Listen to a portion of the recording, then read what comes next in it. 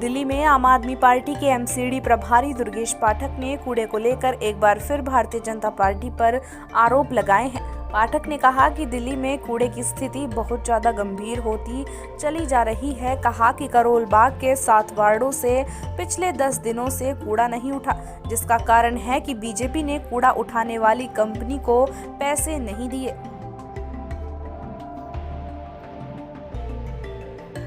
आप नेता दुर्गेश पाठक ने कहा कि AG enviro infra project private limited नाम की दूसरी कंपनी ने भी कूड़ा उठाने से इनकार कर दिया।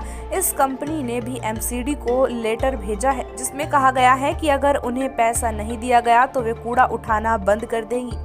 पेमेंट नहीं मिलने के कारण कंपनियां पीछे हट रही हैं। दुर्गेश पाठक ने कहा कि जब तीनों नगर निगम को एकीकरण करने का प्लान चल रहा था, तब बीजेपी वाले कह रहे थे कि अब दिल्ली की समस्याएं खत्म हो जाएंगी।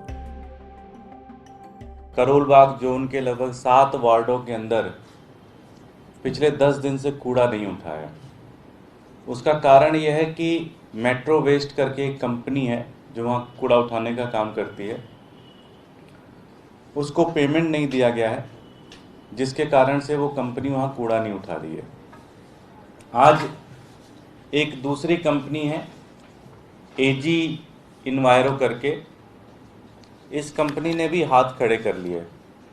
इस कंपनी ने भी एक वार्निंग दे दी एमसीडी को कि अगर आप लेटर भेज दिया एमसीडी को, उन्होंने कहा कि अगर आप पेमेंट हमें नहीं करते तो हमें भी कूड़ा उठाना बंद करना पड़ेगा।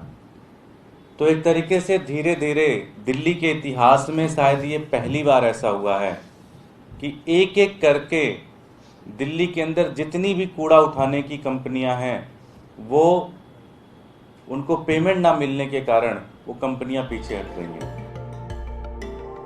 दुर्गेश पाठक ने कहा कि पहले तो किसी तरह कूड़ा उठाने वाली कंपनियों को पैसा मिल भी रहा था, लेकिन अब तो पेमेंट मिलना भी बंद हो गया।